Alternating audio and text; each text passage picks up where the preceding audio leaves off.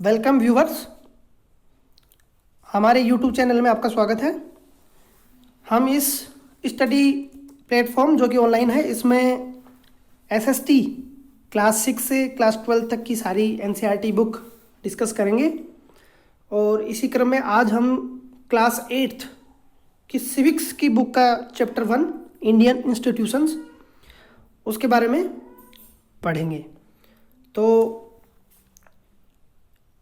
इसी क्रम में आगे चलते हैं। इस चैप्टर में हम इंडियन कॉन्स्टिट्यूशन के बारे में सीखेंगे। कॉन्स्टिट्यूशन के सैलिएंट फीचर क्या क्या हैं वो देखेंगे। इंडिया के कॉन्स्टिट्यूशन की हिस्ट्री क्या है, संवैधानिक इतिहास क्या है, पृष्ठभूमि क्या है उसकी वो देखेंगे। और इसके फीचर्स में हम बेसिकली देखेंगे फंडामेंटल राइट्स देखेंगे इसमें, और देखेंगे इसमें आपका अदर फीचर्स जो भी इंपॉर्टेंट होंगे। यह है आपकी पहली स्लाइड जिसमें कि इंट्रोडक्शन है। इसमें देख लेते हैं क्या क्या है। इंट्रोडक्शन में सबसे पहले हम सीखेंगे इंडियन कॉन्स्टिट्यूशन।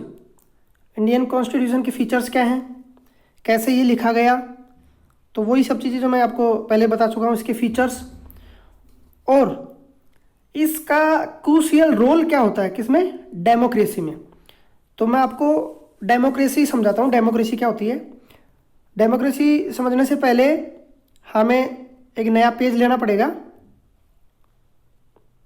हाँ, तो ये हमारे सामने एक नया पेज आया है, तो इसमें हम सीखेंगे डेमोक्रेसी। नया पेज है, चलो अब इसमें हम सीख लेते हैं डेमोक्रेसी।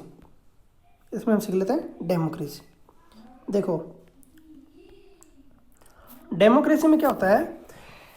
डेमोक्रेसी एक सिस्टम होता है जिसमें, ठीक से लिख देता हूँ, डेमोक्रेसी को हिंदी में बोलेंगे हम प्रजातंत्र, यानी प्रजा का राज्य, प्रजा का शासन, प्रजा की गवर्नमेंट। डेमोक्रेसी में जो शासन होता है वो प्रजा के द्वारा किया जाता है, डायरेक्ट और इनडायरेक्ट फॉर्म में। इनडायरेक्ट फॉर्म में हम देखेंगे तो कैसे करती है कि डायरेक्ट ये तो है नहीं कि पब्लिक जाकर अपना शासन चलाए। पब्लिक क्या करती है, अपने रिप्रेजेंटेटिव्स जो हमारे अपने नुमाइंदे होते हैं उनको चुनकर पार्लियामेंट में और विधानसभा में भेजती है। वहाँ जाकर वो एक सिस्टम को रन करते हैं, चलाते हैं। जैसे हमारे देश की पार्लियामेंट में हमारे द्वारा चुने गए एमपी जाएंगे और वो हमारे लिए जो भी आवश्यक रूल रेगुलेशन जो कि पब्लिक वेलफेयर में होंगे वो बनाएंगे। यदि वो ऐसा काम नहीं करते हैं जो कि पब्लिक वेलफेयर में हो, तो क्या करेंगे, फिर अगेन उनको दोबारा वोटिंग राइट, उनको दोबारा वोट नहीं मिलेंगे और वो वहाँ दोबारा नहीं बैठ पाएंगे। तो इस तरह यहाँ एब्सोल्यूट पावर हम देखें तो पब्लिक में होती है। पब्लिक हर प्रकार के राइट्स यहाँ रखती है। तो ये हो गया आपका डेमोक्रेसी। डेमोक्रेसी की एक डेफिनेशन भी है, by the people, of the people और फॉर द पीपल, यानी जनता का, जनता के लिए, जनता के द्वारा शासन प्रजातंत्र है, डेमोक्रेसी है। इसमें सारा जो ताकत होती है वो किसमें होती है, जनता में। ज़्यादा फोकस होता है पब्लिक पर। इसी तरह दूसरा सिस्टम होता है मोनार्की। मोनार्की, ये एन है ना, मोनार्की। मोनार्की में क्या होता है कि जितना पावर होता है वो एक आदमी में होता है, एक आदमी में निहित होगा सारा पावर। वो कौन हो सकता है, राजा हो सकता है या कोई और आदमी हो सकता है जिसका नाम अलग अलग हो सकता है। एग्जाम्पल ले लो, आपका नॉर्थ कोरिया हो गया, आपका सऊदी अरब हो गया, या अफ्रीकन कॉन्टिनेंट जो है उसके कई कंट्रियों में आज भी मोनार्की है, क्योंकि राजा वहाँ डिसीजन लेता है और राजा जो बोलेगा वही वहाँ होता है। यहाँ पब्लिक को किसी प्रकार के राइट नहीं दिए जाते, या ये बोलें कि कम राइट होते हैं। यहाँ पब्लिक को क्या होते हैं, उसके कंपेयर में कम राइट होते हैं। तो आपको समझ में आ गया होगा कि मोनार्की सिस्टम क्या है और ये सिस्टम क्या है। तो फर्दर हम वहीं शिफ्ट करते हैं। हाँ, तो ये थी हमारी स्लाइड। इससे पहले हमने समझा कि डेमोक्रेसी क्या है। फर्दर आगे चलते हैं हम अगली स्लाइड में। इस स्लाइड में ये डिस्कस किया गया है कि किसी भी कंट्री को संविधान की ज़रूरत क्यों ज़रूरत पड़ी। इसको हमें एक एग्जाम्पल की सहायता से समझते हैं। आप सभी को फुटबॉल के बारे में पता होगा। फिर फुटबॉल एक गेम होता है, फुटबॉल ले लो, क्रिकेट ले लो, वॉलीबॉल ले लो, सभी प्रकार के गेम होते हैं। तो कोई भी गेम हम खेलने से पहले उसके कुछ निश्चित नियम हैं, उनको फॉलो करते हैं। जैसे फुटबॉल में एक नियम होता है कि यदि कोई भी प्लेयर अपने हाथ से उसको टच कर देगा तो उसको क्या करार दिया जाएगा, फॉल, कि वो फॉल हो गया। लेकिन इसमें गोलकीपर है, वो क्या कर सकता है, उसको हाथ से टच कर सकता है, पकड़ सकता है। तो ये कहाँ, ये क्या हो गए, ये नियम हो गए, ये सेट ऑफ रूल हो गए। तो संविधान भी ठीक उसी प्रकार किसी भी कंट्री को रन करने के लिए, उसके विभिन्न प्रकार के लोगों की डाइवर्सिटी को मेंटेन करने के लिए, कास्ट, रिलीजन, जेंडर, इन सब की जो डाइवर्सिटी है उनको मेंटेन करने के लिए इसमें क्या किया जाता है, इसको यूज किया जाता है। तो संविधान बेसिकली एक बहुत ही मेजर कंपोनेंट होता है किसका, डेमोक्रेसी का। अब इसके लिए एक चीज़, बहुत ही फेमस चीज़ बोली जाती है कि वर्ल्ड के जितने भी कंट्री हैं उनमें से अधिकतर के पास क्या है, constitution. Constitution means set of rule, यानी उनको पता है, उनके पास नियमों की एक पुस्तक है, एक बुक है, उसमें लिखा हुआ है कि किसी भी देश का शासन कैसे चलेगा। लेकिन इसमें एक चीज़ लागू होती है कि जितने भी डेमोक्रेटिक कंट्री होंगे, यानी जितने भी ऐसे राज्य जहाँ प्रजा के हाथ में ताकत है, वहाँ पक्का कॉन्स्टिट्यूशन होगा, वहाँ क्या होगा, पक्का कॉन्स्टिट्यूशन। लेकिन इसके इतर हम देखें, कॉन्स्टिट्यूशन वहाँ भी हो सकता है जहाँ मोनार्की है, क्योंकि मोनार्क को भी अपना शासन चलाने के लिए कुछ तो नियम कानून कायदे बनाने ही पड़ेंगे, तो उसका भी कॉन्स्टिट्यूशन हो सकता है। मतलब ये हुआ, डेमोक्रेसी में 100% कॉन्स्टिट्यूशन, लेकिन ये जरूरी नहीं कि जिसके पास कॉन्स्टिट्यूशन हो वो पक्का डेमोक्रेसी होगी। तो ये इसमें हमें समझना था। और इसमें क्या क्या समझेंगे, इसमें ये सीखेंगे कॉन्स्टिट्यूशन जो है वो सेवरल पर्पज, कई प्रकार के पर्पज जो होते हैं, कई प्रकार के जो उद्देश्य है उनको फुलफिल करते हैं। फर्स्ट जैसे देखो, इसमें निश्चित आइडियल होते हैं। आइडियल कैसे पनपते हैं, आइडियल मतलब एक ऐसी विचारों की क्या बोलेंगे, रूपरेखा होती है जिसके आधार पर संविधान बनाया जाता है। ये सारे विचार होते कहाँ से हैं, आते कहाँ से हैं, ये पर्टिकुलर कोई भी संविधान को यदि हम बनाएंगे किसी भी देश के लिए, तो उससे पहले वहाँ के रहने वाले सिटीजन्स को समझना होगा, वहाँ की लोगों की क्या एस्पायरेशन है इनको समझना होगा, वहाँ की सोसाइटी का नेचर कैसा है, वहाँ का स्ट्रक्चर कैसा है। तो इन सब का बहुत बड़ा रोल होता है किसी भी कंट्री के संविधान को बनाने में। तो हम आगे समझेंगे कि हमारे संविधान को बनाने के लिए हमारी सोसाइटी का क्या क्या रोल था, और इसके अलावा उस पर्टिकुलर कंट्री के क्या क्या बिलीफ हैं, क्या क्या नेसेसरी चीज़ें हैं, उन चीज़ों को इसमें क्या करता है, इन्वॉल्व किया जाता है। तो चलते हैं आगे स्लाइड पे। अगली स्लाइड में हमारे जो संविधान है उसका हिस्टोरिकल बैकग्राउंड डिस्कस कर रखा है। लेकिन इससे पहले मैं आपको एक चीज़ बता देता हूँ कि हमें या किसी भी कंट्री को संविधान की ज़रूरत क्यों पड़ती है। तो संविधान की ज़रूरत बेटा तीन ज़रूरत ऐसी हैं जिनको फुलफिल करने के लिए संविधान को कोई भी कंट्री क्या करता है, एडेप्ट करता है। सबसे पहला, संविधान में ये लिखा होता है कि वहाँ का पॉलिटिकल सिस्टम कैसा होगा, वहाँ की शासन व्यवस्था कैसे होगी, कैसे चुनाव होंगे, कैसे प्रेसिडेंट बनेगा, कैसे प्राइम मिनिस्टर बनेगा। तो ये सब चीज़ें उसमें लिखी होती हैं। इसके अलावा उसमें ये भी लिखा होता है कि उस संविधान में ये भी पक्का पता होता है कि वो जो शासन व्यवस्था है वो किसी मोनार्की की है या डेमोक्रेसी की है। इसके अलावा तीसरी एक व्यवस्था होती है जिसमें ये पता लगता है, या जिसकी जरूरत इसलिए है कि संविधान हमें हमारे लीडर को चुनने की जो एक्सरसाइज है, जो पावर है, उसके बारे में हमें बताता है। तो ये सब चीज़ें हमें उसमें पता लगती हैं। और इसके अलावा जैसे हमने चुन लिया किसी को, रिप्रेजेंटेटिव हमने चुन लिया और वो चुनकर हमारे लिए नियम कानून कायदे बनाने लग गया, तो हो सकता है वो अपनी ज़्यादा पावर एक्सरसाइज करने लग जाए और दूसरे को अंडर एस्टिमेट करे। तो इन सब के प्रोविज़न भी संविधान में लिखे होते हैं। तो ये बेसिकली 3 चीज़ें हैं जिनके लिए हमें संविधान की ज़रूरत पड़ती है। तो चलो डिस्कस करेंगे हम इसका हिस्टोरिकल बैकग्राउंड।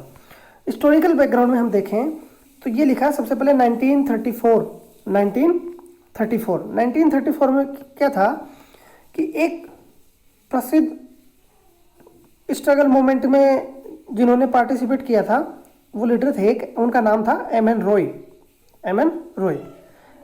रॉय ने सबसे पहले एक कंसेप्ट दिया था कि हमारे आज़ाद भारत के लिए एक संविधान होगा। ठीक हो गया। अब संविधान यदि होगा तो संविधान को बनाने के लिए तो आदमी चाहिए ना। संविधान तो ऐसा है नहीं कि कोई भी आदमी आएगा और जनरल बिलीफ लिख दिया हो गया। तो उन्होंने आइडिया दिया था कि संविधान बनाने के लिए एक संविधान सभा होगी, कॉन्स्टिट्यूएंट असेंबली, संविधान सभा। तो उन्हीं के इस विचार को आगे इंडियन नेशनल कांग्रेस, भारतीय राष्ट्रीय कांग्रेस ने आगे इसको फॉरवर्ड करते हुए 1940 में, 1940 में हमारे भारत के पहले प्रधानमंत्री, ये देखो ये पंडित जवाहरलाल नेहरू, उन्होंने एक प्रस्ताव, एक प्रपोजल रखा 1940 के कांग्रेस के अधिवेशन में। उसको बोला गया था अगस्त प्रस्ताव, उसको बोला गया अगस्त प्रस्ताव, 1940 में रखा गया था। इसमें वो सारी रूपरेखाएं रखी गई थी कि किस तरह से हमारे लिए एक संविधान होगा और आज़ाद भारत के संविधान को बनाने के लिए किस तरह एक इंडिपेंडेंट और सोवेरेन कॉन्स्टिट्यूएंट असेंबली होगी। सोवेरेन का मतलब हम आगे की क्लासों में आपको सिखाएंगे। तो ये था हिस्टोरिकल बैकग्राउंड। तो फिर आगे हुआ क्या, उन्होंने अगस्त प्रस्ताव रख दिया।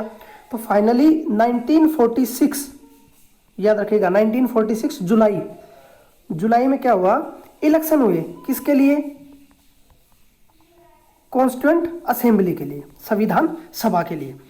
अब संविधान सभा के लिए जब इलेक्शन हुए तो अब ये बात हमें समझने की है कि संविधान सभा ही हमारा इलेक्शन, हमारा संविधान बनाएगी।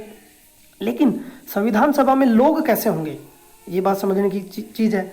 तो संविधान सभा में जो लोग थे वो सारे जो हमारे ब्रिटिश भारत, क्योंकि ब्रिटिश भारत इसलिए बोलेंगे क्योंकि उस समय हमारा भारत ब्रिटिश का क्या था, गुलाम था। तो ब्रिटिश भारत के विभिन्न प्रांतों से लोग क्या आए, चुन चुन कर आए और लोगों ने उनको क्या दिया, वोट दिया। वो लोग जब चुनकर आए तो वो आकर कहाँ बैठे, कॉन्स्टिट्यूएंट असेंबली में। ये देखो ये सारे लोग वही हैं और ये सारों ने मिलकर क्या बनाया, हमारा संविधान। तो 1946 में इनके इलेक्शन हो गए। इलेक्शन होने के बाद में आकर बैठ गए। तो इनकी सबसे पहली जो मीटिंग हुई वो मीटिंग हुई थी दिसंबर 1946। देखो इलेक्शन जुलाई में हुए और पहली जो मीटिंग हुई थी उनकी हुई थी 9 दिसंबर 1946 में। तो यहाँ से फिर इनका कार्यकाल चालू होता है कि किस तरह से हमारा संविधान बनेगा। और इन्होंने हमारा जो संविधान फाइनली जो तैयार किया वो किया 26 नवंबर 1949, संविधान दिवस के रूप में इस दिन को हम ऑब्जर्व करते हैं। तो ये था इसमें समझने की चीज़। अब 1949 को जब हमारा संविधान, 26 नवंबर 1949 को जब हमारा संविधान बनकर तैयार हो गया तो फिर उसको 26 जनवरी 1950 को क्यों लागू किया गया, ये भी आप लोगों के दिमाग में एक सवाल आना चाहिए। तो इसका कारण ये था कि 1930 के लाहौर अधिवेशन में, 1930 क्योंकि लाहौर उस समय हमारे इंडिया में था, पाकिस्तान और इंडिया बांग्लादेश तीनों एक ही थे। तो लाहौर में इंडियन नेशनल कांग्रेस, भारतीय राष्ट्रीय कांग्रेस जो थी उसकी एक अधिवेशन होता है। उसमें हमारे जो उसकी अध्यक्षता करते हैं वो करते हैं पंडित जवाहरलाल नेहरू, पंडित नेहरू। तो नेहरू ने क्या उस समय एक प्रपोजल रखा था, उस दिन क्या उन्होंने बोला था कि 26 जनवरी 1930 को उन्होंने हमारे अपने उस समय के जो दिन था, उस दिन का जो दिन था उसको उन्होंने मनाया था किस लिए, रिपब्लिक डे के रूप में, रिपब्लिक डे। तो उस दिन की विशेष महत्ता हो गई, उस दिन की विशेष इंपॉर्टेंस हो गया। यही कारण था कि हमारा संविधान तो बन गया था 26 नवंबर 1949 को ही, लेकिन लागू हुआ कब, हमारा संविधान लागू हुआ 26 जनवरी 1950। इसके पीछे हिस्टोरिकल रीजन ये था कि लाहौर अधिवेशन में उन्होंने पूर्ण स्वराज का एक कंसेप्ट रखा था। एक्चुअल जो वर्ड था वो था पूर्ण स्वराज। अब देखो चालू हुआ 1946 में, बना 1949 में। तो इस पूरे दौर को हम यदि काउंट करें तो ये मोटा मोटा होगा आपका 2 वर्ष 11 महीने 18 दिन। इतने समय में हमारा संविधान बनकर तैयार हुआ था। देखो मैंने आपको कितनी चीज़ें बता दी कि संविधान कैसे बना, संविधान की जरूरत क्यों पड़ी, कॉन्स्टिट्यूट असेंबली क्या थी, कॉन्स्टिट्यूट असेंबली का सबसे पहले मुद्दा किसने रखा, अगस्त प्रस्ताव क्या था, पूर्ण स्वराज कब रखा गया, ये सब चीज़ें हमने इसमें डिस्कस की। अब अगले पार्ट में हम डिस्कस करें इसमें हम डिस्कस करेंगे हमारे पड़ोसी देश है नेपाल, वहाँ पर कैसे व्यवस्था आई, कैसे संविधान का निर्माण हुआ, कैसे कितनी बार संविधान निर्माण हुआ, फिर उसको तोड़ा भी गया, दोबारा भी वो व्यवस्था आई। तो इसके पहले हम देखेंगे नेपाल की मैप पर लोकेशन, क्योंकि हमारा पड़ोसी राज्य है तो देख लेते हैं इसकी लोकेशन। तो आपको लेके चलते हैं वर्ल्ड मैप पर। तो ये है हमारा मैप, इंडिया का मैप आपको इसमें दिख रहा होगा। इसमें आप आसानी से पढ़ रहे होंगे, इंडिया आपका इंडिया हो गया, अफगानिस्तान, पाकिस्तान, नेपाल, और ये भूटान, ये म्यांमार और ये बांग्लादेश। तो इससे पहले हम आगे बढ़ें तो थोड़ा सा इसकी ज्योग्राफिकल जो बाउंड्रीज हैं उनको समझ लेते हैं, क्योंकि ये भी हमारा आगे की क्लासों में चैप्टर होगा। तो सबसे पहले हम उन स्टेटों को देखेंगे जो हमारे इंडिया को डायरेक्ट क्या करते हैं, टच करते हैं। तो देखो इसमें सबसे पहले मैं आपको दिखा दे रहा हूँ, ये देखो बाउंड्री आपको दिख रही होगी, ये देश, ये छोटा सा देश है, ये है बांग्लादेश। बांग्लादेश की टोटल जो सीमा है वो जो हमारे देश से शेयर करती है, वो टोटल बाउंड्री है 4096.7 किलोमीटर, 4000 लगभग 4097 किलोमीटर, इतनी बाउंड्री है, जो कि किसी भी विदेशी राष्ट्र से भारत की सबसे बड़ी इंटरनेशनल बाउंड्री है, याद रखना। दूसरे नंबर पर हम आएंगे चाइना के साथ। तो देखो बेटा, चाइना को यहाँ से शुरू करेंगे, ये चाइना की बाउंड्री है पूरी। पहले ये तिब्बत हुआ करता था, लेकिन जब चाइना ने तिब्बत को अक्वायर कर लिया तो सीधा फिर क्या हो गया, चाइना से हमारी बाउंड्री शेयर करने लगी। तो चाइना को यहाँ से शुरू कर और जम्मू कश्मीर के अक्साई चीन तक हम देखेंगे। तो ये टोटल जो दूरी है ये है आपकी 3488 किलोमीटर, यहाँ से यहाँ तक 3488, जो कि सेकेंड लार्जेस्ट बाउंड्री है किसी भी दूसरे देश के साथ। अब आते हैं हम पाकिस्तान के साथ। पाकिस्तान देखो, ये गुजरात से शुरू करता है और ये यहाँ आपके जम्मू कश्मीर तक इसकी बाउंड्री है। इसकी लंबाई हम यदि देखें तो ये है 3323 किलोमीटर, 3323 किलोमीटर। चौथा बड़ा देश हम देखें, चौथा बड़ा देश होगा इसमें नेपाल, जिसके बारे में हम थोड़ा सा पढ़े भी गए। ये रहा नेपाल। नेपाल बफर स्टेट है। बफर स्टेट का मतलब दो देशों के बीच में बीच की स्थिति वाला देश। तो नेपाल और भूटान दोनों क्या है, बफर स्टेट। तो नेपाल जो है इसकी टोटल सीमा है 1751। तो इसको मैं मिटा देता हूँ। हाँ, नेपाल हमने सीख लिया। नेपाल के बाद में जो सबसे बड़ा है बाउंड्री, जिसकी सबसे लंबी है, वो है म्यांमार। ये देखो म्यांमार की ये सीमा है। म्यांमार के साथ जो सीमा लगती है उसकी लंबाई है टोटल 1643 किलोमीटर। उसके बाद में है भूटान। ये भूटान को आप देखेंगे तो देखो छोटा सा है भूटान। भूटान के साथ हमारी सीमा लगती है 699 किलोमीटर, 699 किलोमीटर। तो अब लास्ट बचा अफगानिस्तान। देखो ये अफगानिस्तान के साथ हम यहाँ टच करते हैं, ये थोड़ा सा पॉइंट। इसकी टोटल लंबाई है 106 किलोमीटर। लेकिन इसमें एक चीज़ समझिएगा, यहाँ से एक रेखा जाती है LOC, इसके ऊपर का जो एरिया है, इसी ऊपर का ये नॉर्थ, इसको बोलते हैं POK, पाक ऑक्युपाइड कश्मीर। इसमें पाकिस्तान का राज है अभी, लेकिन इंडिया क्लेम करता है कि ये हमारा सॉवरेन पार्ट है। तो यदि हम इस बात को माने तो डायरेक्ट हम अफगानिस्तान से टच नहीं करते, लेकिन क्योंकि इंडियन गवर्नमेंट और इंडिया के लोगों का क्लेम है कि ये हमारा पार्ट है, तो हम ये मानते हैं कि हमारी जो सीमा है वो किससे मिलती है, अफगानिस्तान से मिलती है। तो ये थी इंटरनेशनल बाउंड्रियाँ कुछ। अब इसमें मैं आपको जूम करके दिखाता हूँ अलग अलग स्टेट की कैसे कैसे बाउंड्री लगती है, किस किस स्टेट के साथ कौन कौन सी बाउंड्री लगती है। सबसे पहले हम देखेंगे बांग्लादेश के साथ। बांग्लादेश के साथ कौन कौन सी वो लगती है, देखो सबसे पहले यदि आप देखोगे तो बांग्लादेश के साथ हमारे कौन कौन से स्टेट टच करते हैं। ये देखो आसाम, मेघालय,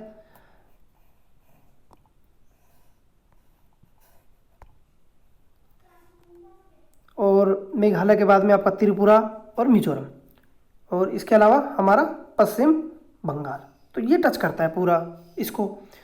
और अब अगला हम पढ़ेंगे चाइना के साथ। चाइना के साथ यदि आप देखोगे तो चाइना के साथ हमारी बाउंड्री शुरू होती है, ये अरुणाचल प्रदेश हो गया। अरुणाचल प्रदेश के बाद में सिक्किम टच करता है। सिक्किम के बाद में यदि आप देखोगे ये देखो उत्तराखंड, उत्तराखंड आपको दिख गया होगा। उत्तराखंड के बाद में आप देखोगे तो यहाँ आपका हिमाचल प्रदेश और ये ऊपर जम्मू कश्मीर, ऊपर क्या है जम्मू कश्मीर, ये जम्मू कश्मीर। तो इतना एरिया उसके साथ टच करता है। अब अगला हम पाकिस्तान के साथ देखते हैं। पाकिस्तान के साथ 4 ही राज्य, 4 ही स्टेट हमारे शेयर करते हैं बाउंड्री। फर्स्ट है आपका जम्मू कश्मीर, दूसरा आपका पंजाब, ये रहा पंजाब, तीसरा हो गया आपका राजस्थान और ये थोड़ा सा हो गया आपका गुजरात। तो इनके बारे में सीखना था। अब आगे हम देखेंगे नेपाल। नेपाल के साथ देखो उत्तराखंड, उत्तर प्रदेश, बिहार और बंगाल, ये राज्य स्टेट करते हैं, और सिक्किम। भूटान के साथ हम देखेंगे तो सिक्किम हो गया, सिक्किम के साथ आपका पश्चिम बंगाल हो गया, पश्चिम बंगाल के साथ आपका फिर ये हो गया आपका अरुणाचल प्रदेश। तो ये राज्य इसके साथ बाउंड्री शेयर करते हैं। फिर हम देखेंगे म्यांमार के साथ। म्यांमार के साथ यदि आप गौर से देखेंगे तो म्यांमार के साथ नॉर्थ ईस्ट के कौन कौन से टच करते हैं, ये आपका म्यांमार के साथ आप देखोगे तो आपका सबसे पहले टच करेगा अरुणाचल प्रदेश। अरुणाचल प्रदेश का थोड़ा सा हिस्सा ये टच करता है। उसके बाद में आपका नागालैंड, मणिपुर और ये मिजोरम। तो ये सारे स्टेट्स के साथ टच करते हैं। तो ये था आपका इंटरनेशनल थोड़ा सा नॉलेज। अब वापस हम हमारे टॉपिक पर शिफ्ट करते हैं। इसमें क्या था, नेपाल के बारे में हम पढ़ना शुरू करेंगे। नेपाल शुरू में क्या था, एक मोनार्की। मोनार्की आपको समझाने की जरूरत नहीं पड़ेगी क्या है मोनार्की। मोनार्की थी, वहाँ राजा का शासन था, और आज भी मोनार्की है वहाँ, क्योंकि आज भी फुल डेमोक्रेसी नहीं है, वहाँ राजा का पद अभी भी है। वहाँ 1990 में एडप्ट किया गया क्या, कॉन्स्टिट्यूशन। कॉन्स्टिट्यूशन में पावर दी गई थी किंग को। मैंने आपको शुरू में बताया था कि जरूरी नहीं किसी कंट्री के पास यदि कॉन्स्टिट्यूशन है तो वो डेमोक्रेटिक होगा, लेकिन डेमोक्रेटिक यदि कंट्री है तो उसके पास पक्का संविधान होगा। तो इन्होंने क्या किया, 2006 में फिर पब्लिक ने वहाँ प्रोटेस्ट किए। 2006 में फिर दोबारा से डेमोक्रेसी आई, वहाँ दोबारा से संविधान लिखा गया। फिर दोबारा फर्दर जाकर इसको 2009-10 में दोबारा फिर इसको वहाँ की पार्टी ने, जो माओइस्ट पार्टी थी, उसने मानने से इनकार कर दिया। फिर से नया संविधान वहाँ लिखा गया। तो देखो वहाँ कितने बदलाव हुए। 1990 में बदलाव हुआ, सॉरी हाँ 1990 में बदलाव हुआ, 2006 में बदलाव हुआ, 2009 में बदलाव हुआ, और अभी भी वहाँ स्टेबल कंडीशन नहीं है। अभी भी कभी भी वहाँ का संविधान बदला बदला जा सकता है, बस इतना ही है। तो ये था इसके बारे में। आगे चलते हैं अगली स्लाइड। अब आपके कुछ इसमें एग्जाम्पल दे रखे हैं बुक में कि किस तरह से जिन डेमोक्रेटिक कंट्री में पावर को एक्सरसाइज किया जाता है और किस तरह से किसी मोनार्की में पावर को एक्सरसाइज किया जाता है। देखो इसमें आपका एग्जाम्पल दिया है कि ये जो लड़का है, कोई भी मान लो आप ए है, ये इस क्लास का मॉनिटर है, और ये इस क्लास की क्लास टीचर या कुछ भी मान लो जो सब्जेक्ट टीचर है। इनको कुछ समय के लिए बाहर जाना पड़ता है, तो ये क्या करती हैं, इनको खड़ा कर देती हैं कि आप क्लास को क्या कराओ, माइंड करवाओ। अब जब ये वापस आती हैं उस दौरान क्या होता है, ये इसकी किसी पर्टिकुलर किसी स्टूडेंट्स के साथ बनती नहीं है, तो इसको बोलता है कि मैम जब आएगी तो मैं तुम्हारा नाम उनको बताऊंगा और तुम्हें पनिश करवाऊंगा। जब मैम वापस आई तो इन्होंने इसका नाम सजेस्ट कर दिया कि ये बच्चा जो था ये क्लास के दौरान शरारत कर रहा था, लेकिन एक्चुअल में कर भी नहीं रहा था। तो इससे फिर मैडम उन पर गुस्सा हो गई और उनको डांटने लगी। तो इससे आपको क्या सीखने को मिला कि ये जो लड़का है इसने किस तरह से पावर का मिसयूज किया। इसको पावर मिली किसके द्वारा, एक क्लास टीचर के द्वारा। तो सेम उसी एस्पेक्ट को हम कंट्री के लिए देखें कि कंट्री का कोई लीडर यदि अपनी पावर का मिसयूज करे तो कितना बुरा लगेगा, कैसे लोग, क्योंकि ये सब तो डरे रहेंगे, इसकी बात मानेंगे। तो इसमें क्या सजेशन हो सकता है, यदि क्लास की जो टीचर है वो इसकी बात ना मानकर इन सभी का व्यू जानती, सभी जो क्लास के मेंबर हैं उनका व्यू जानती कि क्लास में वास्तव में क्या हुआ था, तो सही जस्टिस हो सकता था। क्या हो सकता था, जस्टिस न्याय मिल सकता था। किसी प्रकार की कोई गलत इंटेंशन या गलत काम उसमें नहीं होते। तो ये आपको समझना था। और आपको एग्जांपल देते हैं इसमें एग्जांपल, उसमें आपको मैंने एग्जांपल दिया एक तरह से मोनार्की, मतलब किस तरह से वो मोनार्की की तरह बिहेव कर रहा था। इसमें आप देखोगे ये एग्जांपल है, ये कुछ बॉयज़ हैं और ये गर्ल्स हैं। गर्ल्स बोलती हैं कि हम वॉलीबॉल खेलें और बॉयज़ बोलते हैं कि नहीं हम खेलेंगे क्रिकेट। तो फिर बाद में बॉयज़ की बात मानी जाती है, क्यों? क्योंकि इनकी क्लास में संख्या ज़्यादा होती है। तो किस तरह मेजोरिटी के लोग माइनॉरिटी के लोगों का दमन करते हैं, किस तरह से उनको सप्रेस करते हैं, ये चीज़ें हम आगे सीखेंगे। क्या इसके लिए हमारे संविधान में प्रोविजंस हैं। अब इस स्लाइड में आपके लिए दिया गया है कि कंपेयर किया गया उन दोनों एग्जाम्पल्स को जो मैंने आपको अच्छी तरह से बता दिया। देखो इसमें क्या क्या लिखा है कि टीचर जो इनोसेंट बॉय है उसको किस तरह से वो पनिश करवाता है। इसके अलावा जो मेजोरिटी है वो कैसे माइनॉरिटी लोगों को सप्रेस कर सकती हैं। तो ये कम्युनिटी डोमिनेटिंग सिस्टम हो सकता है। कम्युनिटी डोमिनेटिंग क्या होगा कि जैसे किसी समाज में या किसी कंट्री में कोई कास्ट या किसी रिलीजन के लोग ज़्यादा मात्रा में है और कुछ कम है, तो उनको क्या किया जा सकता है, सप्रेस किया जा सकता है। इसके अलावा इस कम्युनिटी डोमिनेशन में भी क्या होता है, इंटर कम्युनिटी मतलब हो गया एक कम्युनिटी से दूसरी कम्युनिटी के बीच। मानिए हमारे देश का हम एग्जांपल लें तो एक क्लास ए कास्ट हो गई, एक बी कास्ट हो गई। कैसे इन दोनों में क्या चलती रहती है, टसल चलती रहती है। एक दूसरे को जब भी मौका मिलता है तो ये अपने आप को दबाने की कोशिश करेंगे। एक दूसरा एग्जांपल है इंट्रा कम्युनिटी का मतलब हो गया कि ये जो एक क्लास है इसी के अंदर के लोगों में क्लैश रहे, अंदर के लोग ही एक दूसरे को दबाने की कोशिश करें। तो ये इसमें हमें पता होना चाहिए था। अब अगली स्लाइड की तरफ चलते हैं। अगली स्लाइड है जिसमें आपको पढ़ाएंगे की फीचर्स ऑफ इंडियन कॉन्स्टिट्यूशन। तो की फीचर्स के दौरान हम सीखेंगे कि किस तरह हमारे संविधान को बनाने में जो ब्रिटिश रूल रहा था उसका इंपॉर्टेंट रोल रहा है। देखो इस दौरान हुआ क्या था कि जब इंडिपेंडेंस के लिए यानी स्वतंत्रता के लिए ब्रिटिश रूल के अगेंस्ट दुनिया भर का क्या हुआ, नेशनल मूवमेंट चला। नेशनल मूवमेंट के बारे में हम आपकी हिस्ट्री की बुक में पढ़ेंगे। तो किस तरह वहाँ के जो लीडर थे, जो इनको लीड कर रहे थे, उनको ये आइडिया मिले, उनको ये आइडिया उस दौरान ही आ गया उनके मन में कि जब हमारा देश आज़ाद होगा तो किस तरह हमारे देश का संविधान होगा, क्या उसकी प्लानिंग होगी, किस तरह के रूल्स होंगे जिससे कि हमारे देश की जो डाइवर्सिटी है उसको यूनिटी में बांधकर रखा जाए। तो ये सारी आइडिया उनको मिला था कहाँ से, स्ट्रगल मूवमेंट से। चलते हैं आगे। इसमें हम डिस्कस करते हैं कि जो हमारी कॉन्स्टिट्यूंट असेंबली थी, जो असेंबली थी, संविधान सभा थी, इसको किस तरह से इनमें यूनिटी थी, इनके जो जितने भी मेंबर्स थे उनमें किस तरह से कंसेंसस था, वो किस तरह से उन्होंने, क्योंकि संविधान को बनने में 2 साल 11 महीना 18 दिन लगे, तो इस दौरान बहुत सी वाद विवाद, डिबेट्स हुई, बहुत सी मीटिंग्स हुई। तो इस दौरान कैसे इन लोगों में आपसी जो मतभेद थे वो दूर हुए और कैसे किसी एक मुद्दे पर उन्होंने पहुंचा। तो ये इनका जो अफर्ट्स थे वो कैसे थे, सिंसियर अफर्ट्स थे और बहुत अच्छे से कंसेंसस मतलब एक मत पर एकजुट होकर किसी बात को पास करना। तो जब ये सब चीज़ें इनमें थी, ये सब गुण इनमें थे, तभी तो हमारा संविधान बनकर अच्छे से तैयार हुआ। और इन सब की बहस जो कि अच्छी थी, उसी की वजह से हमारा संविधान इतना बढ़िया रहा कि हमारा संविधान में अभी तक कोई फेलियर नहीं आया, क्योंकि हमारे संविधान को लागू हुए लगभग 70 साल हो गए और 70 साल में अभी तक ऐसी कोई बात नहीं आई कि जिससे कि संविधान के ऊपर प्रश्न चिन्ह लगाया जा सके। तो ये इनका जो डिस्कशन था उसका रिजल्ट है। अब की फीचर्स के दौरान किन किन पर्सनालिटी का रोल था वो हम डिस्कस करेंगे। तो इसमें हम सबसे बड़ा रोल डिस्कस करेंगे बाबा साहेब डॉक्टर अंबेडकर।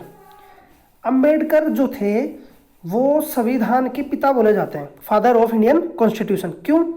क्योंकि उन्होंने संविधान के निर्माण में बहुत बड़ा योगदान दिया। वो ड्राफ्टिंग कमेटी के क्या थे, चेयरमैन। ड्राफ्ट मतलब मसौदा, किसी भी चीज़ का ड्राफ्ट, जैसे भाई ये संविधान है, किसी भी मकान का जैसे हम नींव रखते हैं तो ये बोला जाता है ड्राफ्ट। तो इन्होंने ड्राफ्ट किया था पूरा संविधान की, हमारे संविधान का ड्राफ्टिंग कैसे होगी, इसके अंदर फिर सारे सिस्टम रखे जाएंगे, इसलिए इनको क्या बोला जाता है, संविधान का पिता।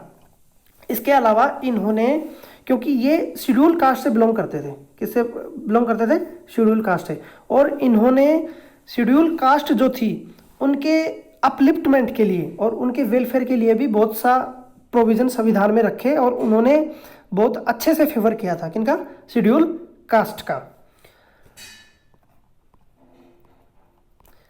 इसके अलावा इन्होंने ड्राफ्टिंग जब की तो उसमें कौन कौन से इश्यू को उन्होंने माइंड में रखा, तो उसमें यदि आप देखेंगे तो इन्होंने ये रखा कि एक ऐसा विजनरी डॉक्यूमेंट होना चाहिए हमारा जिसमें कि सभी के लिए रेस्पेक्ट हो, जितने भी हमारी लोग हैं उनके प्रति उसमें रेस्पेक्ट हो, वो रिफ्लेक्ट होता हो। डाइवर्सिटी जो है, विभिन्न, डाइवर्सिटी मतलब विभिन्न कल्चर के लोग अलग अलग हमारे जो देश के कोने हैं उसमें रहते हैं। जैसे आप देखोगे तो केरला में बोला जाता है मलयालम अलग लैंग्वेज का हो गया, कर्नाटक में कन्नड़ हो गया, इसी तरह आप असम में आओगे असमिया होगी, उड़िया में जाओगे उड़िया हो गई, डोगरी, संथाली, मैथिली। तो हमारे यहाँ संविधान में 22 तरह की लैंग्वेज है, शुरू में 14 लैंग्वेज थी।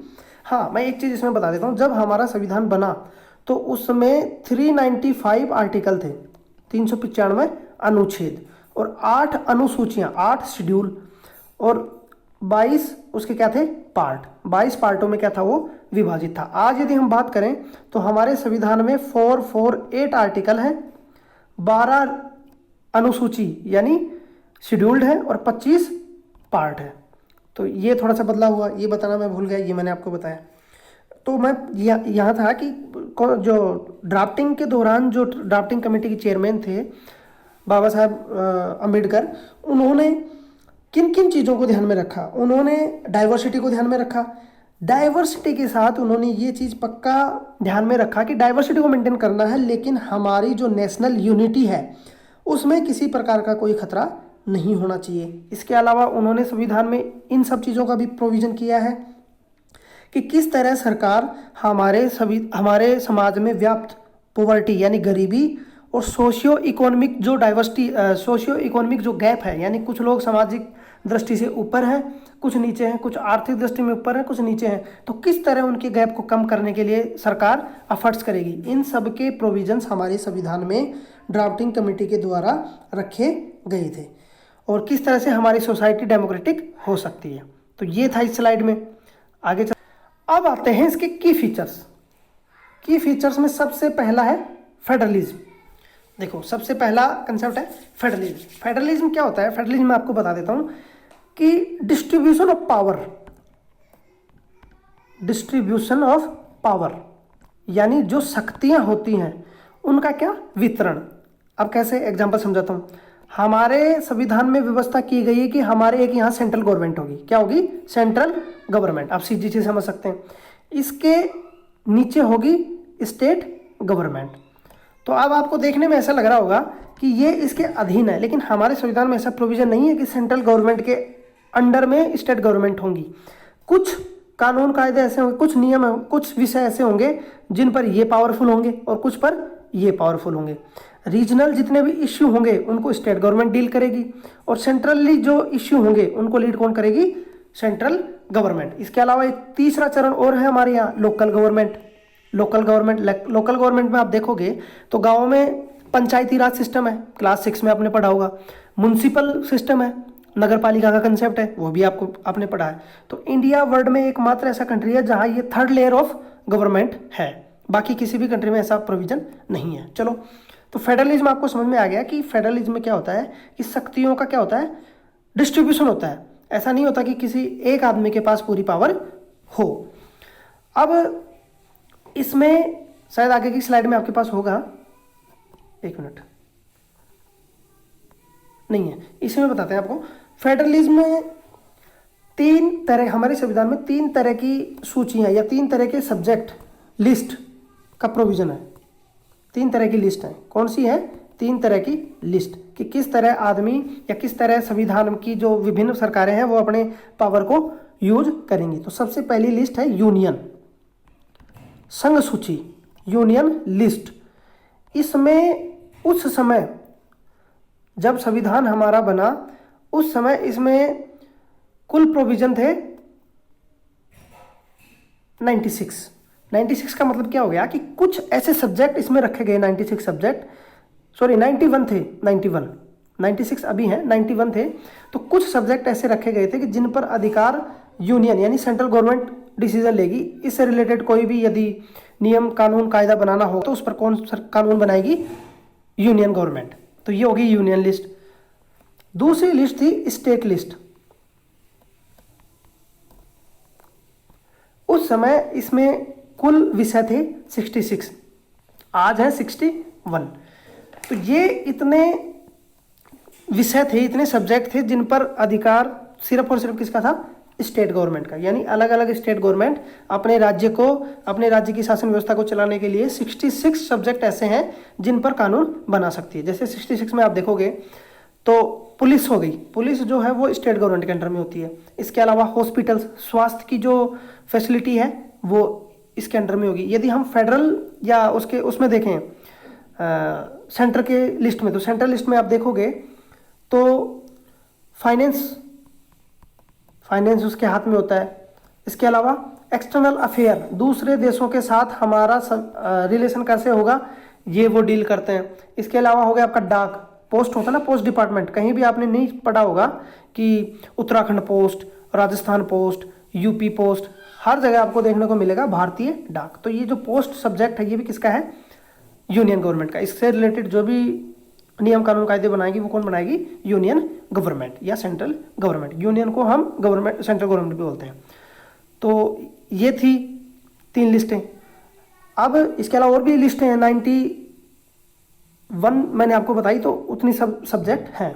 तीसरी है कंकरेंट।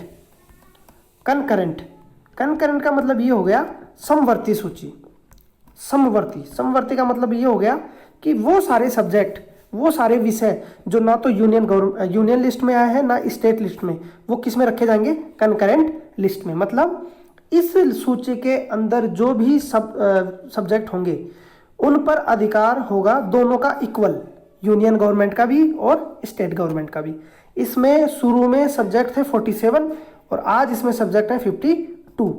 लेकिन अब कई बार स्थिति क्या आती है कि कंकरेंट का कोई सब्जेक्ट ऐसा है जिस पर स्टेट भी अपना लॉ बना दे और सेंट्रल गवर्नमेंट भी बना दे, तो उस स्थिति में सेंट्रल गवर्नमेंट का लॉ ही प्रिवेल करेगा। यानी सेंट्रल गवर्नमेंट का जो लॉ है उसी को माना जाएगा। तो ये आपको समझना था कैसे फेडरलिज्म का कंसेप्ट है। तो फेडरलिज्म का मतलब हो गया संघवाद, कि यहाँ सिर्फ सेंटर की नहीं चलती और भी जो स्टेट है उनको भी बराबर ऑटोनॉमी है। यानी स्टेट और जो दूसरे लेयर है उनको भी बराबर ऑटोनॉमी देना। ऐसा नहीं है कि सारा पावर सिर्फ सेंटर में ही प्रिवेल करे। तो ये हो गया आपका फेडरलिज्म। अगला देखते हैं parliament form of government.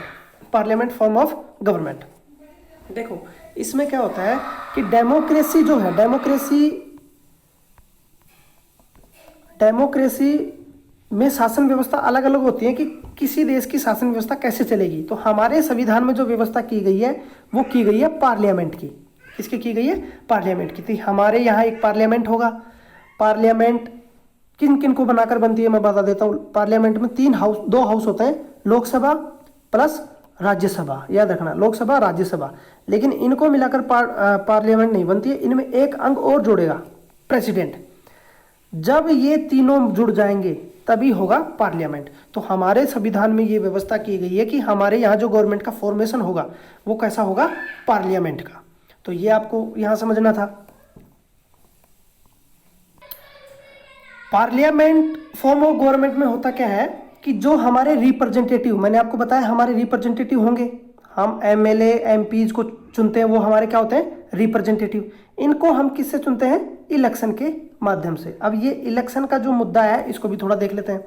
Election का मतलब क्या है कि हमारे यहाँ हमारे देश के जो सिटीजन हैं उनको अपना रिप्रेजेंटेटिव चुनने का पूरा अधिकार है। तो वो इसको यूज कैसे करते हैं? अपना वोटिंग राइट। वोटिंग राइट हमारे देश में शुरू में दिया गया था कि जिस भी नागरिक की या जिस भी सिटीजन की उम्र 21 साल या इससे ज़्यादा होगी वो क्या करेगा? वोट देगा।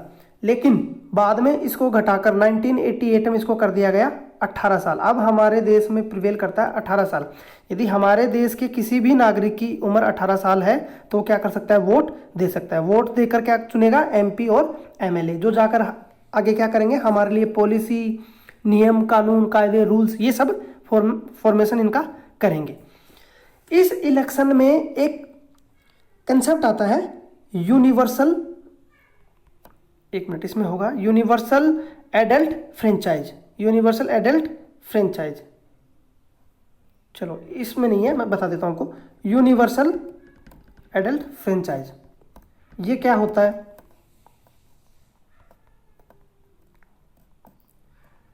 यूनिवर्सल एडल्ट फ्रेंचाइज को यदि आप हिंदी में बोलोगे तो ये हुआ सार्वभौमिक मताधिकार। सार्वभौमिक यानी सबको बराबर रूप से मताधिकार। अब जैसा कि इस वर्ड से लग रहा है, सार्वभौमिक सभी को मताधिकार, मतलब जिस भी सिटीजन की उम्र 18 साल या इससे ज़्यादा है उसको मत देने का अधिकार होगा। और उसके साथ किन किन आधारों पर डिस्क्रिमिनेशन नहीं किया जा सकता? डिस्क्रिमिनेशन मतलब भेदभाव, कि आप तो इस कास्ट के हैं इसलिए आपको वोट नहीं देने दिया जाएगा, ऐसा कोई प्रोविजन नहीं है हमारे संविधान में। आप इस रिलीजन के हैं आपको इसलिए वोट नहीं देने दिया जाएगा, ऐसा कोई प्रोविजन नहीं है। इसके अलावा आप इस एथनिक ग्रुप के हैं या इस रेस के हैं, इस जाति के हैं, इस वंश के हैं, तो आपके साथ नहीं किया जा सकता। इसके अलावा आप इस जेंडर के हैं, आप महिला हैं, पुरुष हैं, इसके आधार पर भी हमारे देश में किसी प्रकार का कोई भेदभाव, किसी प्रकार का कोई डिस्क्रिमिनेशन नहीं किया जाता। ये सब चीज़ें हमारे संविधान में लिखी हुई हैं, जो कि हमारे राइट्स में लिखी हुई हैं, फंडामेंटल राइट, जिसको हम फर्दर डिस्कस करेंगे। आर्टिकल 14, 15 में ये सब चीज़ें लिखी हुई हैं। तो ये था आपका, एक मिनट, हाँ, ये था आपका पार्लियामेंट फॉर्म ऑफ गवर्नमेंट। आगे चलते हैं। आगे है separation of power. Separation power मैं आपको पहले ही डिस्कस कर चुका, जब मैंने आपको फेडरलिज्म सिखाया था उसी समय मैंने आपको तीनों चीज़ें बता दी कि कौन कौन सी लिस्ट होंगी, क्या क्या किस तरह से पावर अलग अलग होंगे। ये तो था फेडरलिज्म का पावर। जो power of separation of power है इसको अलग से सीखेंगे, उससे कोरिलेट नहीं करेंगे, मैं थोड़ा इसमें गलत था। तो सेपरेशन ऑफ पावर मैं आपको समझाता हूं अलग सीट पे।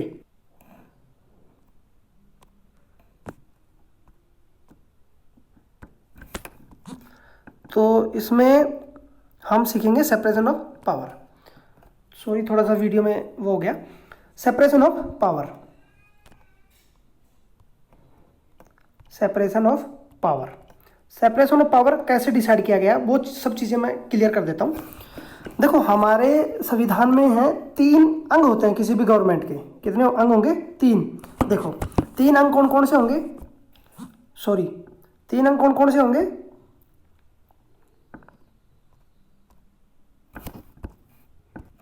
हाँ, 3 अंग कौन कौन से होंगे? 3 अंग आपके होंगे। सबसे पहले गवर्नमेंट का अंग होता है लेजिस्लेटिव, समझिएगा आप इसको ना। सबसे पहला अंग होगा लेजिस्लेटिव, लेजिस्लेटिव। दूसरा अंग होगा आपका एग्जीक्यूटिव, एग्जीक्यूटिव। और तीसरा होगा जुडिशरी, जुडिशरी, है ना। तो तीनों को हम अच्छे से सीखेंगे। सबसे पहले लेजिस्लेटिव, आपने तीनों के नाम नोट कर लिए होंगे। लेजिस्लेटिव क्या होते हैं? लेजिस्लेटिव का मतलब हो गया विधायिका। विधायिका मतलब विधान बनाने वाला अंग। 3 ऑर्गन होते हैं सरकार के, लेजिस्लेटिव, एग्जीक्यूटिव, जुडिशरी। तो लेजिस्लेटिव में बेसिकली होते कौन चीज़ है, कौन कौन व्यक्ति होते हैं? जिनको हम चुनकर भेजते हैं, एमपीज, जिनको हम इलेक्ट कर कर भेजते हैं, वो सारे कहाँ जाकर बैठते हैं? लेजिस्लेटिव असेंबली में। वो सारा हो गया क्या? लेजिस्लेटिव। दूसरा इसका इंपॉर्टेंट अंग है एग्जीक्यूटिव। एग्जीक्यूटिव में क्या होता है कि इनमें से कुछ लोग 10 से 15% लोग क्या होंगे? एग्जीक्यूटिव में होंगे, कि जो कि क्या होंगे? इन सबसे ज़्यादा पावरफुल होंगे। इनका काम क्या होगा? लेजिस्लेटिव असेंबली रूल रेगुलेशन बनाएगी। जो रूल रेगुलेशन बनेंगे सोसाइटी के लिए, उनको लागू करने का काम होगा एग्जीक्यूटिव की। आपने सुना होगा कैबिनेट मिनिस्टर, स्टेट मिनिस्टर, उपराज्य मंत्री, ये सब होते हैं इसमें एग्जीक्यूटिव में। तो ये आपको इसमें सीखना था। अब तीसरा अंग है आपका जुडिशरी। जुडिशरी के बारे में आपके इसमें अलग से चैप्टर है, उसमें हम इसको कंप्लीटली अच्छे से सीखेंगे। तो फर्दर वहीं मूव करते हैं फिर। तो थोड़ा सा डिस्क्रिप्शन हुआ था वीडियो में, क्योंकि थोड़ा सा ये हिल गया था, मोबाइल गिर गया था। तो इसमें हमने सीख लिया separation of power, sorry, separation of power हमने सीख लिया। अब अगली स्लाइड पे हम चलते हैं। अगली स्लाइड है आपकी फंडामेंटल राइट्स, जो कि इंपॉर्टेंट है। फंडामेंटल राइट्स क्या क्या है? फंडामेंटल राइट्स को सीखने के लिए मैं इस स्लाइड का इस्तेमाल तो करूंगा, लेकिन मैं अलग से आपको बोलता जाऊंगा, आप इसको देखना। फंडामेंटल राइट्स किसी भी सोसाइटी में या किसी भी संविधान में इसलिए रखे जाते हैं ताकि वहाँ की जो सिटीजन है, वहाँ की जो पब्लिक है, उसके जो कुछ राइट्स हैं, बेसिक राइट्स हैं, उनका हनन ना किया जा सके। और इनको लिखा जाता है कहाँ? संविधान में। इनको कहाँ लिखा गया है? संविधान में। हमारे संविधान के आर्टिकल 12 से 35 तक फंडामेंटल राइट्स को लिखा गया है। फंडामेंटल राइट्स के शुरू के जो आर्टिकल हैं 11, 12 और 13, उसमें ये लिखा गया है कि फंडामेंटल राइट्स की डेफिनेशन क्या है, फंडामेंटल राइट्स किन किन को लागू होते हैं, किन के खिलाफ लागू होते हैं। तो इसमें बेसिकली स्टेट शब्द का यूज किया गया है, स्टेट। अब स्टेट का मतलब यहाँ ये नहीं कि अलग किसी कंट्री का स्टेट, स्टेट का मतलब पूरा एक राज्य, पूरा एक देश। तो मैं यदि अब स्टेट का इस कॉन्टेक्स्ट में यूज करूँ तो आप समझना कि मैं इंडिया की बात कर रहा हूँ। तो किसी भी स्टेट के जो आर्बिट्रेरी रूल होता है, आर्बिट्रेरी मतलब क्योंकि ये सारे लोग जब हम इनको चुनकर भेज देते हैं तो 5 साल के लिए चले जाते हैं, तो इनके पास तो ये समझेंगे कि हमारे पास तो 5 साल के लिए बहुत पावर आ गई, तो ये तो किसी भी तरह पब्लिक का एक्सप्लॉयटेशन कर सकते हैं। लेकिन ये किसी प्रकार से पब्लिक का एक्सप्लॉयटेशन ना कर सकें, इसीलिए संविधान में सिटीजन्स के लिए व्यवस्था की गई है किसकी? फंडामेंटल राइट्स की, जो कि सरकार के किसके रूल को रोकते हैं? आर्बिट्रेरी। आर्बिट्रेरी मतलब स्वेच्छाचारी, अपने हिसाब से जो मर्जी वो करें। तो निरंकुशता को ये पूरी तरह से रोकते हैं। तो फंडामेंटल राइट्स हैं क्या क्या? यहां हमारे संविधान में शुरू में 7 राइट थे। 7 कितने राइट थे? 7। लेकिन अभी हमारे यहाँ राइट्स कितने हैं? 6 राइट्स कौन कौन से हैं? सबसे पहला राइट है राइट टू इक्वलिटी, दूसरा राइट है राइट टू फ्रीडम, तीसरा राइट है राइट अगेंस्ट एक्सप्लॉयटेशन, चौथा राइट है right to freedom of religion, पांचवा राइट है कल्चरल एंड एजुकेशनल राइट, और लास्ट है राइट टू कॉन्स्टिट्यूशनल रेमेडीज। तो हम इनको एक एक को सीखते हैं। सबसे पहले हम सीखेंगे आपका right to equality. Right to equality, right to equality में क्या कंसेप्ट है? इसमें ये आर्टिकल 14 से और 18 तक लिखा गया है। इसमें क्या है? इसमें आर्टिकल 14 में स्पष्ट लिखा गया है कि हर आदमी इक्वल बिफोर लॉ होगा। Equal before law, equal before law, यानी कोई भी आदमी कानून से बढ़कर नहीं हो सकता और सभी के लिए इक्वल लॉ होगा, चाहे वो गरीब हो, अमीर हो, किसी भी जाति का हो, धर्म का हो। इसके आधार पर हम उनके साथ डिस्क्रिमिनेशन नहीं कर सकते। देखो इसमें लिखा है इक्वल प्रोटेक्टेड, यानी हर आदमी कानून की नज़र में बराबर होगा और किसी भी आदमी को रिलीजन, कास्ट, जेंडर के आधार पर डिस्क्रिमिनेट नहीं किया जा सकता। वो आदमी पब्लिक जो प्लेसेस होते हैं including playground, hotel, shops, malls या आपके पब्लिक ऑफिसेज, उनमें जाने पर उनको इस आधार पर नहीं रोका जा सकता कि आप तो इस कास्ट के हैं, आपको नहीं आने दिया जाएगा, आप इस धर्म के हैं, आपको नहीं आने दिया जाएगा। तो ये सब क्या है? राइट्स हैं किसी भी पर्टिकुलर सिटीजन के हमारे कंट्री में। तो ये इसको मिलाकर बोला जाता है राइट टू इक्वलिटी। ये आर्टिकल 14 से 18 तक है। अगला जो राइट है वो है हमारा right to freedom. Right to freedom जो है वो हमारे संविधान में लिखा गया है 19 to 22। इसमें 3-4 प्रकार के राइट हैं, वैसे 6 प्रकार के राइट हैं। शुरू में जो राइट टू फ्रीडम है इसमें आर्टिकल 19 में दिया गया है 6 प्रकार के राइट। क्या क्या? कि आपको बोलने की, अपने विचार अभिव्यक्त करने की वो होगी स्वतंत्रता, आपको कोई भी कोऑपरेशन बनाने की स्वतंत्रता होगी, आपको शांतिपूर्वक तरीके से सम्मेलन करने की, आंदोलन करने की स्वतंत्रता होगी, आपको इस देश के किसी भी कंट्री में जाने की स्वतंत्रता होगी, आपको इस देश के किसी भी भाग में बसने की स्वतंत्रता होगी, आपको इस देश के किसी भी कोने में कोई भी व्यापार व्यवसाय करने की भी स्वतंत्रता होगी। तो ये सारे राइट्स कहाँ लिखे गए हैं? हमारे संविधान में। इसके अलावा ये तो था आर्टिकल 19। आर्टिकल 20 में क्या लिखा है? कि हर सिटीजन को ये राइट है कि जब भी उसको अरेस्ट किया जाएगा, जब भी उसको हिरासत में लिया जाएगा, तो उसको उसका कारण बताया जाएगा। ऐसा नहीं होगा कि आप किसी को आर्बिट्रेरी रूप से उठा लेंगे, उसको उसके गिरफ्तार करने का कारण बताया जाएगा, उसको क्यों गिरफ्तार किया जा रहा है, क्या उसने जुर्म किया, ये उसको गिरफ्तार करने से पहले बताया जाएगा। ये आर्टिकल 20 में था। आर्टिकल 21 है right to life. Right to life में ये है कि आदमी को स्वतंत्र तरीके से जीने का अधिकार है। इसमें कई प्रकार के अधिकार है, जैसे आपको शिक्षा का अधिकार है, आपको स्वच्छ वातावरण का अधिकार है, आपको सूचना का अधिकार है। ये सब राइट रखे गए आर्टिकल 21 में। आर्टिकल 22 में क्या है?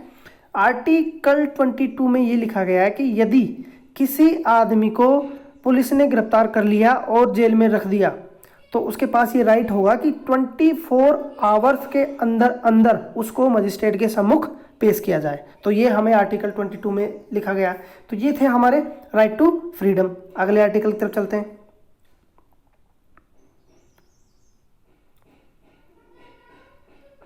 हाँ, ये रहा राइट अगेंस्ट एक्सप्लॉयटेशन। ये आर्टिकल हमारा है 23 और 24। 23 और 24। 23 में क्या है कि पहले के ज़माने में हमारे यहाँ बॉन्डेड लेबर क्या होती थी? बलात् श्रम। यानी पहले जो जमींदार लोग होते थे वो छोटे छोटे लोगों से अपने खेतों में काम करवाते थे और उनको किसी प्रकार की कोई पैसा नहीं दिया जाता। तो इसको पूरी तरह से बैन किया गया है। आर्टिकल 24 में क्या है कि 14 साल से कम के उम्र के बच्चों को किसी भी फैक्ट्री वगैरह में काम करने के लिए नहीं जाने दिया जाएगा। तो ये बैन करता है। अगला आर्टिकल है right to freedom of religion. इसमें आर्टिकल इन्वॉल्व है आर्टिकल 26, 27, 28, 29। इन सब में क्या लिखा है कि हर व्यक्ति को अपना अपना धर्म अपनाने की, मानने की, उसको प्रचार प्रसार करने की, उससे संबंधित जितने भी रिलीजियस इंस्टीट्यूशन है उनमें भाग लेने की पूरी तरह से क्या है? छूट है। उसके बाद में आर्टिकल अगला है आर्टिकल 29 और 30, that is cultural and educational right. यानी हमारे यहाँ संविधान में दो प्रकार की माइनॉरिटी हैं। क्या प्रकार की माइनॉरिटी है? दो प्रकार की, एक रिलीजियस, एक लिंग्विस्टिक। यानी भाषाई आधार पर माइनॉरिटी में है। माइनॉरिटी तो आपको समझ में आ रहा होगा ना, यानी संख्या में कम। जैसे मान लो किसी देश की पॉपुलेशन 100 है तो वहाँ एक ग्रुप के आदमी तो 50 हैं, एक के 30 हैं और बाकी दो ग्रुप हैं उनके 5-5 हैं। तो ये 5-5 जो होंगे ये माइनॉरिटी में होंगे इनके कंपेयर में। तो ये होता है माइनॉरिटी का मतलब, और वो मेजॉरिटी में होंगे। तो कल्चरल और एजुकेशनल राइट ये हैं कि जो माइनॉरिटी होंगे रिलीजियस और लिंग्विस्टिक, उनको अपना कल्चर और अपने एजुकेशनल जो चीज़ें हैं उनको एस्टेब्लिश करने की पूरी आज़ादी होगी। आपने कंसेप्ट सुना होगा मदरसा। मुस्लिम कम्युनिटी के लोग इनका यूज करते हैं अपने बच्चों को एजुकेशन देने का। तो इनको जो ये राइट मिलता है, ये आर्टिकल 30 में लिखा है कि वो अपने कल्चर को, अपने रिलीजन को बचाने के लिए इंस्टीट्यूशन, यानी किसी भी इंस्टीट्यूशन की क्या कर सकते हैं? स्थापना कर सकते हैं। तो ये था आपका आर्टिकल 29 और 30। आर्टिकल 31 क्या किया गया है? संविधान के द्वारा हटा दिया गया। पहले संविधान में था, फिर बाद में इसको हटा दिया गया। अब लास्ट आर्टिकल है आपका राइट टू कॉन्स्टिट्यूशनल रेमेडीज। इसमें क्या होता है कि जितने भी राइट्स इंडिविजुअल को दिए गए हैं, सिटीजन को दिए गए हैं, यदि उनका हनन होता है, कोई उसको वायलेट करता है, कोई सरकार उसके खिलाफ जाकर आदमी के राइट्स को वायलेट करती है, या कोई इंडिविजुअल, कोई आदमी एक दूसरे आदमी का राइट को वायलेट करता है, तो वो सीधा हाई कोर्ट और सुप्रीम कोर्ट में क्या कर सकता है? अप्रोच कर सकता है। और वहां से सुप्रीम कोर्ट और हाई कोर्ट क्या करेंगे? रिट जारी करते हैं। वो रिट बेसिकली 5 प्रकार की होते हैं जिनको हम सीखेंगे आपके जुडिशरी वाले चैप्टर में। चलते हैं आगे। अगले फिर हम वापस आ रहे हैं उसके की फीचर्स में। हमने की फीचर्स में सबसे पहला क्या देखा था? सबसे पहले हमने देखा कि किस तरह फेडरलिज्म है हमारे यहाँ। दूसरा हमने देखा पार्लियामेंट फॉर्म ऑफ गवर्नमेंट। तीसरा हमने क्या देखा? तीसरा सेपरेशन ऑफ पावर। चौथा हमने देखा फंडामेंटल राइट्स। फंडामेंटल राइट्स में हमने 6 प्रकार के राइट्स देखे। अब अगला फीचर्स आपका सेक्युलरिज्म। ये सेक्युलरिज्म को यहाँ मैं थोड़ा सा आपको बताऊंगा, बाकी अगला चैप्टर इसी से आपसे रिलेटेड है। सेक्युलरिज्म में मतलब ये है कि कोई भी कंट्री या कोई भी स्टेट किसी पर्टिकुलर रिलीजन को फेवर नहीं करेगा, ना उसको बढ़ाएगा। मतलब सेकुलरिज्म का मतलब ये हो गया कि एक ऐसा देश जिसमें सभी धर्मों को मानने की आज़ादी पूरी तरह से होगी। जैसे कि हमारे कंट्री में क्या है, हमारे यहाँ कंट्री में हमारा कोई राष्ट्र धर्म नहीं है। हम ये नहीं बोल सकते कि हमारा राष्ट्र धर्म मुस्लिम है, हिंदू है, सिख है, ईसाई है। यहाँ सभी जिसको भी जो अच्छा लगे वो उस धर्म को वो मान सकते हैं। चलते हैं आगे। हाँ, ये आपका हो गया पूरा। अब इसमें कुछ ग्लोसरी, पूरा मैंने आपको पूरा बता दिया, पूरा चैप्टर इतना ही था आपका। अब इसमें कुछ शब्द आए हैं, उनको देख लेते हैं। आर्बिट्रेरी, सबसे पहला वर्ड है आर्बिट्रेरी। मैंने आपको एक्सप्लेन भी कर दिया। आर्बिट्रेरी का मतलब हो गया कि अपनी मन मर्जी करना। जैसे हमने पार्लियामेंट में लोगों को चुनकर भेज दिया, फिर वो अपनी मर्जी से संविधान को भी अमेंड कर सकते हैं, अपने हिसाब से कुछ भी कर सकते हैं। तो इस तरह के हमारे संविधान में क्या किया गया है, रिस्ट्रिक्शन लगाई गई है। आइडियल का मतलब ये हो गया कि कुछ ऐसे मूल भावनाएं जिनसे प्रेरित होकर हमारा संविधान बना है, ऐसे कुछ प्रिंसिपल्स, ये हो गया। पॉलिटी तो सीधी सी बात है किसी देश की शासन व्यवस्था की, वहाँ का स्ट्रक्चर कैसा होगा, डेमोक्रेटिक होगा कि और क्या होगा। एक वर्ड आया सोवेरन। सोवेरन का मतलब होता है संप्रभु। सोवेरन का मतलब मैं आपको समझा दे रहा हूँ कि जैसे हमारे देश की कोई इंटरनल मैटर है तो उसमें कोई बाहरी देश हस्तक्षेप नहीं करेगा, मतलब हमारा देश क्या है, सोवेरन। हम छोटे एस्पेक्ट में देखें, जैसे मानो दो परिवार हैं तो एक परिवार के मामले में डिसीजन लेने के लिए वो परिवार पूरी तरह स्वतंत्र है, कोई दूसरा उसमें जाकर उसको फोर्स नहीं कर सकता कि आप इस तरह का काम करो। तो ये क्या होती है, सोवरेनिटी। तो ये था इस स्लाइड में। आगे चलते हैं। ये था आपका पूरा चैप्टर। इससे रिलेटेड आपको कोई भी क्वेश्चन हो तो आप मुझे बता सकते हैं और मैं इसमें आपकी पूरी हेल्प करूंगा। तो आज के लिए इतना ही, धन्यवाद।